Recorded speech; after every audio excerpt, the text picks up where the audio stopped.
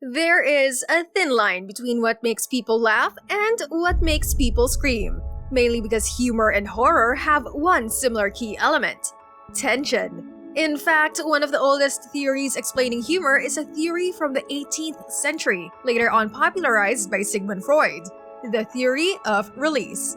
It theorizes that humor or laughter is generated when people release pent-up tension they are feeling, especially when tackling taboo or socio-political topics such as sex or race. This is what Dave Chappelle and Bill Burr do in most of their stand-up routines when they are tackling topics that might offend someone, but turns out to be unexpectedly playful or funny, like Chappelle's jokes about the transgender community or Bill Burr's jokes on political correctness. So much tension is built up, as if a mob of people would be ready to attack them for what they are going to say. But when the punchline hits the audience, their fear turns into laughter. But a unique comedian turned filmmaker has mastered tension and humor, and effectively used it to develop a fresh take in the genre of horror: Jordan Peele. Get a bowl of your favorite chips as we dive into your favorite flick here in Flickin' Chips. Today, we are going to talk about Get Out and the thin line between humor, horror, and politics. Jordan Hayworth Peele started out as a regular cast member on Mad TV, a comedy sketch series on Fox. Later on, Jordan and his co-star Michael Keegan-Key developed their own comedy sketch series on Comedy Central, a show named after them, Key and Peele. Jordan Peele's mastery when it comes to the use of tension is very evident since his Key and Peele days, as the show featured sketches that may garner a WTF reaction to an audience while laughing. Fused with the mastery of tension, humor, and sociopolitical commentary, it is safe to say that the culmination of Jordan Peele's genius was his first directorial debut horror film, Get Out. Get Out, released in 2017, was a film that followed the story of an interracial couple. Chris Washington, played by Daniel Kaluuya, was a black photographer set to visit and meet the family of his white girlfriend, Rose Armitage, played by Allison Williams. However, the film starts with an abduction of an unknown black man. While the abduction itself is creepy enough, Run Rabbit, the song playing in the scene, adds more eeriness to it. The contrast and incongruity on what is heard and what is seen immediately builds up tension and sets the tone for the whole film. Upon arriving at the Armitage residence, Chris meets Rose's parents: Dean, a neurosurgeon, and Missy, a hypnotherapist. Their professions immediately foreshadows that the film would later screw with our minds. He also met Jeremy, Rose's brother. The family has a black housekeeper, Georgina, and a black groundskeeper, Walter. In this scene, Dean immediately pointed out one of the disturbing things Chris and the audience had noticed and explained it. We could see that Chris is keeping his cool while Dean tries to get his sympathy for having black servants. Here, tension is established, and when his explanation failed, he resorted by saying, "By the way, I would have voted for Obama for a third term if I could. Best president in my lifetime, hands down."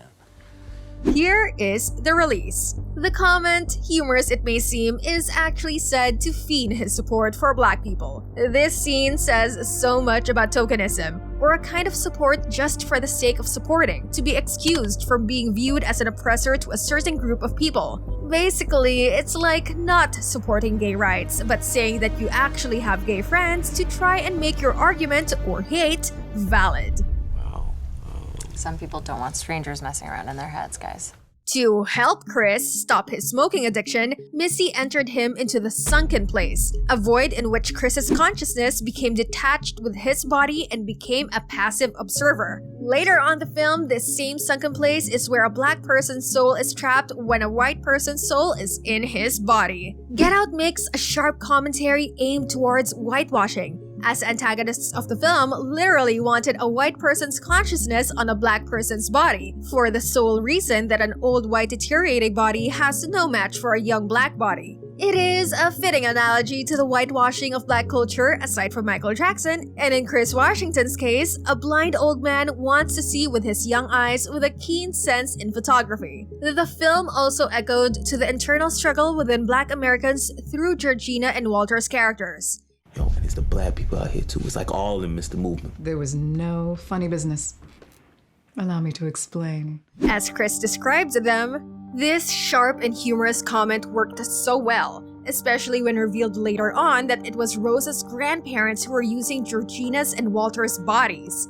It is a literal representation of a class traitor in the Black community. Georgina and Walter were literally Black people harboring the ideas of old white men. Oh boy, didn't that creep us out so well? Oh, no, it's cool. I was just confused. And maybe this is where the call to action in Get Out lies. Don't be a Georgina or Walter in real life. Do not let your oppressors become your saviors, and do what Chris did to not hear the hypnotism. He covered his ears with cotton, the same cotton his ancestors were enslaved to produce. It was a metaphor that seems to say that in order to be grounded to your true identity and not be easily manipulated by your oppressors, never forget what they did to you and your ancestors.